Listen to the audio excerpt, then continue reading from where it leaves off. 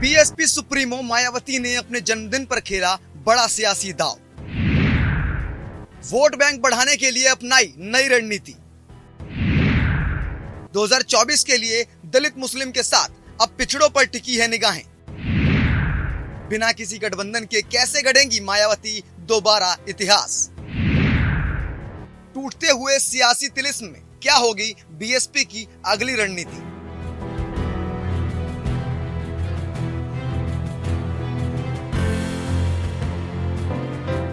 देश की सारी हस्तियों में माया बहन का नाम है। भारत की जनता उनको देवी का रूप समझती है। उत्तर प्रदेश की राजनीति में बीएसपी सुप्रीमो मायावती ने लोगों के बीच अपनी अलग ही छवि बनाई है। देश में जब किसी भी संघर्ष और संघर्षों से भरी राजनीति करने वाले नेताओं की बात आती है तो उसमें सबसे पहले मायावती का नाम बहुत ही सम्मान से लिया जाता है। मायावती ने फर्श से अर्श तक का यह सफर यूं ही तय नहीं किया।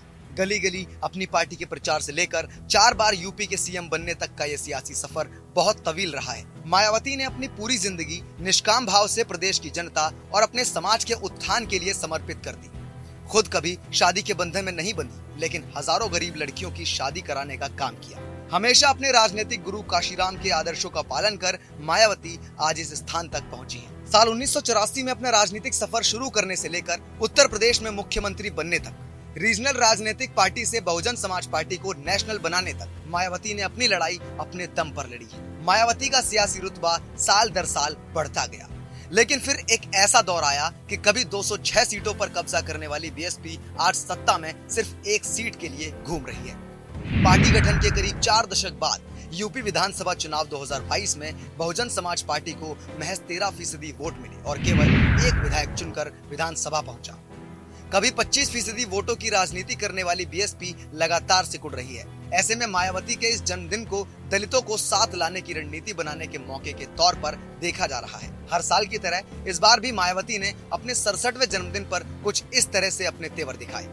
मैं यहाँ ये भी स्पष्ट कर देना चाहती हूँ कि इस वर्ष सन 2023 में कर्नाटक, राजस्थान, मध्य प्रदेश, छत्तीसगढ़ सहित अन्य जिन भी राज्यों में विधानसभा के वे अगले वर्ष देश में लोकसभा के लिए होने वाले आम चुनाव में भी हमारी पार्टी बीएसपी किसी भी पार्टी के साथ कोई भी गठबंधन करके ये चुनाव नहीं लड़ेगी, बल्कि अकेले अपने बलबूते पर ही ये सभी चुनाव लड़ेगी। अपने जन्मदिन पर मायावती ये भी साफ कर चुकी हैं कि बसपा अब चुनाव में किसी भी पार्टी से गठबंधन नहीं करेगी, चाहे लोकसभा हो या विधानसभा चुनाव।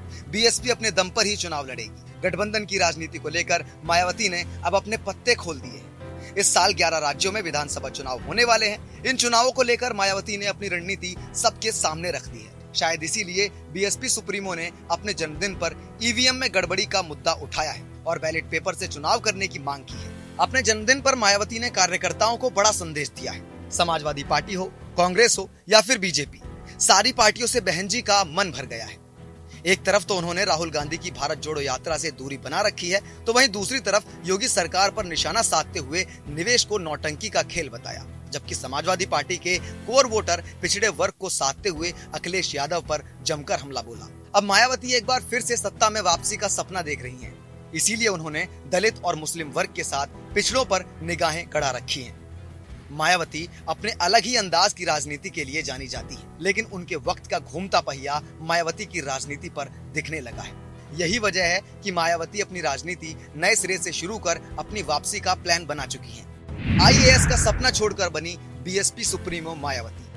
4 बार उत्तर प्रदेश जैसे सूबे की मुख्यमंत्री रही मायावती का जन्म 15 जनवरी 1956 को दिल्ली के एक दलित परिवार में हुआ था। मायावती के पिता प्रभुदास गौतम बुद्ध नगर के बादलपुर के एक पोस्ट ऑफिस में कर्मचारी थे।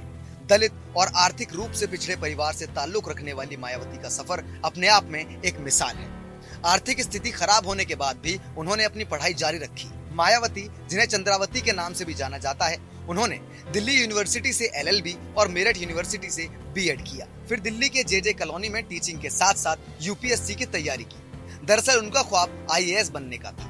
साल 1977 में कांशीराम से मिलने के बाद मायावती ने अपने आईएएस बनने के सपने को छोड़कर राजनीति में कदम रखने का फैसला किया।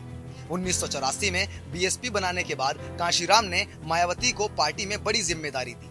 वैसे तो यूपी के 70 साल के इतिहास में कई मुख्यमंत्री बने, लेकिन सीएम रहते हुए मायावती ने जिस तरह से अपना प्रशासनिक कौशल दिखाया, वैसा कोई नहीं कर पाया। मायावती का सियासी सफर। 1984 में यूपी के कैराना लोकसभा सीट से लड़ा पहला चुनाव, 1985 में बिजनौर से लड़ा दूसरा चुनाव, 1987 में हरिद्वार से लड़ा तीसरा चुनाव, आखिरकार 1989 में बिजनौर सीट से मिली पहली जीत। 1995 में 39 साल की उम्र में बनी पहली बार मुख्यमंत्री। साल 1993 में मुलायम सिंह यादव और कांशीराम ने मिलकर सरकार बनाई थी, लेकिन 1995 में राजनीतिक उथल पुथल के चलते बसपा ने सरकार से समर्थन वापस ले लिया और उसी दिन मायावती लखनऊ के स्टेट गेस्ट हाउस में अपने विधायकों के साथ मीटिंग कर रही थी।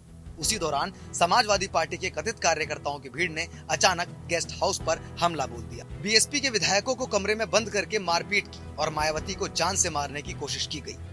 2007 में जब पहली बार बीएसपी ने पूर्ण बहुमत हासिल किया, तब मायावती के सोशल इंजीनियरिंग फॉर्मूले की बहुत चर्चा हुई। लेकिन 206 सीट जीतकर यूपी में सरकार बनाने वाली मायावती 2012 में महज 80 सीटों पर सिमट कर रह गई। इस चुनाव के बाद बीएसपी का डाउनफॉल शुरू हो गया और 2014 के लोकसभा चुनाव में बीएसपी 0 सीट पर सिमट गई थी। फिर 2017 के विधानसभा चुनाव में बसपा महज 19 सीटों पर सिमट गई। इसके बाद 2019 के लोकसभा चुनाव में बसपा ने सपा के साथ गठबंधन किया।